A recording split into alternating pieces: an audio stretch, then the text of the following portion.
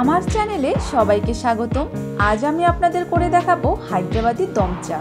চলুন তাহলে দেখে নিই কিভাবে বানাচ্ছি হায়দ্রাবাদি দম চা।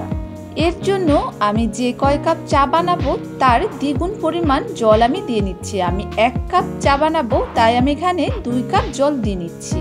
এরপর দিয়ে নিচ্ছি 4টে থেতানো এলাচ, দিয়ে নিচ্ছি 2 চা চামচ চা। এখন ঢেকে দিয়ে অল্প জালে জাল করে নিব 4-5 মিনিটের মতো, বা যতক্ষণে না 1 কাপ চায়ে পরিণত হচ্ছে ততক্ষণ পর্যন্ত।